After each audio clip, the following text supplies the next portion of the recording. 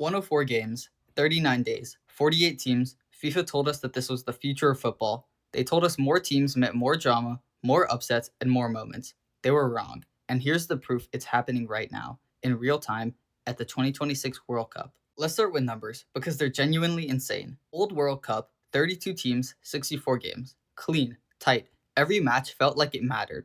This World Cup, 104 total matches. 72 of those games, 72 by the way, are just the group stage, and those 72 games only eliminate 16 teams. FIFA is using nearly 70% of the tournament's total matches to eliminate only 25% of teams. That's not a football tournament, that's a warm up. And you know what else has 104 games? An NBA regular season.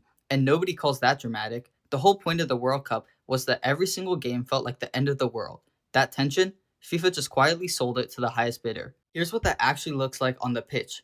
Under the old format, if you lost your first game, you were in serious trouble. Teams came out fighting from minute one because they had to. Under this format, win just one game and you're probably through to the knockout rounds. One win out of 3 games.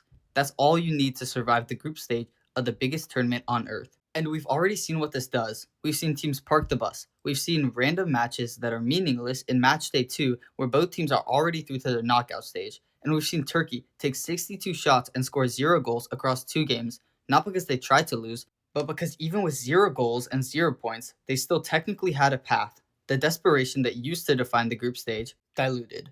Quietly, completely diluted. Now here's what FIFA will tell you. They'll say, the quality hasn't dropped, look at the numbers. Goal differential after 24 games is exactly the same as Qatar 2022, and that's technically true. Through the first 24 games, the goal differential is completely unchanged compared to Qatar, suggesting the larger field didn't create more one-sided competition. But here's what that argument ignores. In 1978, the average FIFA ranking of teams at the World Cup was 13. By 2026, that number had jumped to over 34. The average team in the tournament is dramatically weaker than it used to be, and we've already seen this in the evidence. Germany dramatically destroyed Curacao 7-1. Qatar trounced by Canada 6-0. Haiti was eliminated without scoring a single goal. These are not competitive football matches. These are tutorials for big teams. So if it's not about the football, why did FIFA do this? Money. Obviously money. But let me show you exactly how much money. A 48-team World Cup means more matches, and more matches means more broadcast inventory, which means more games to sell to TV networks, more sponsorship slots, more tickets, and more merch. Opponents of the proposal argued that the decision was driven by political rather than sporting concerns, accusing FIFA president Gianni Infantino of using the promise of bringing more countries to the World Cup to win his election. Even the head of UEFA, the guy who runs European football, said it out loud during the tournament. UEFA President Serfin said, "We have a huge number of matches that are completely uninteresting." The president of UEFA called the World Cup matches uninteresting during the World Cup. That's not a hot take, that's the sport eating itself. Now, I promise I'd be fair. Here's the best argument for 48 teams, and it's actually a decent one.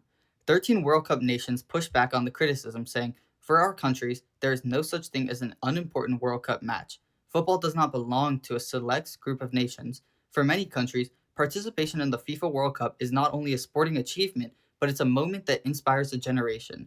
And you know what? That's real. Haiti being at this World Cup, even for 2 games, means something enormous to millions of people. And I'm not dismissing that. But here's my problem with it. You can expand opportunity without destroying the format. Add more teams to qualifying, give more nations a path. But the moment they arrive at the tournament itself, they should be competing at the highest level possible, not getting routed 7-1 on the world's biggest stage while the whole planet watches. That's not inspiring, that's embarrassing. There's a difference between inclusion and throwing people into the deep end with no floaties. The 32-team format for the World Cup was as close to perfect as they would have gotten. Every game mattered. Every group was a knife fight. Every result sent shockwaves. This tournament had great moments, don't get me wrong, but they're in spite of the format, not because of it.